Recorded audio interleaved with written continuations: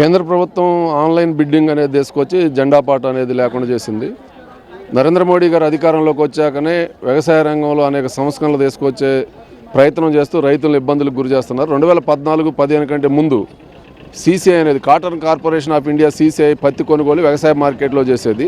వ్యవసాయ మార్కెట్లో కొన్న పత్తిని జిన్నింగ్ మిల్లుల దగ్గరికి తరలించి దాన్ని దూది గింజలు వేరు చేసే ప్రాసెస్ ట్రాన్స్పోర్ట్ ఖర్చు అవుతుంది కాబట్టి మేము జిన్నింగ్ మిల్లు దగ్గరే డైరెక్ట్గా కొనుగోలు చేస్తుంది సీసీఐ, అక్కడికే రైతులు రావాలని చెప్పారు. అక్కడ ఎవరు అమ్ముకుంటున్నారు?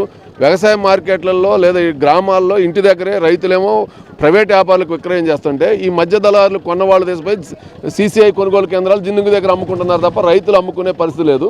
ఈ సంవత్సరం వస్తే మరీ దారుణం. గత 70-80 రోజుల నుంచి ఏకదాటిగా వచ్చిన వర్షాలకి పత్తి చేలన్నీ కూడా ఏళ్ళు కుళ్ళిపోయి చెట్టు ఎండిపోయి ఆకులు రాలేసి కాయ కూడా సరిగ్గా రాక పత్తి దిగుబడి తగ్గింది. ఖమ్మం జిల్లాలో గత సంవత్సరానికి వరకు చూస్తే ఎకరానికి 10 నుంచి 15 క్వింటాలు దిగుబడి వచ్చే పత్తి ఈ సంవత్సరం క్వింటా 2-3 క్వింటాలే వచ్చింది.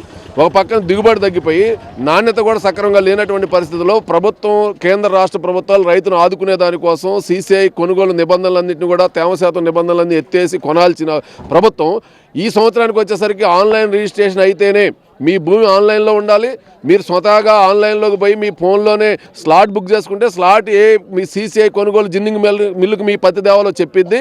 ఆ నిబంధనలన్నీ కూడా మీకు వర్తిస్తాయని చెప్తున్నారు.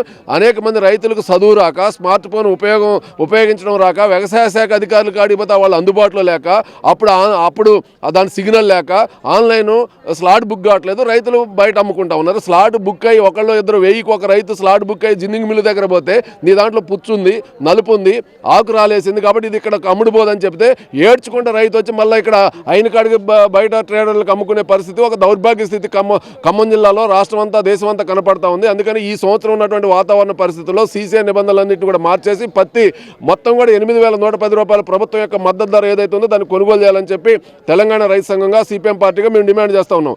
దీంతో పాటు ఇప్పటికైనా ప్రభుత్వం ఆలోచించి రైతులను ఆదుకోవాలంటే వ్యవసాయ మార్కెట్లోనే సీసీఐ కొనుగోలు ఉంటే 2 ఉంటాయి. ఇక్కడ ఆప్షన్ ఉంటుంది, సీసీఐ కొంటే ఒకే నిబంధనలు వర్తిస్తాయి, లేకపోతే ప్రైవేట్ వ్యాపారికైనా అమ్ముకునే అవకాశం ఉంటుంది. కాబట్టి సీసీఐ కొనుగోలు అనేది వ్యవసాయ మార్కెట్లలోకి రావాలని చెప్పి మేము డిమాండ్ చేస్తూ ఉన్నాం.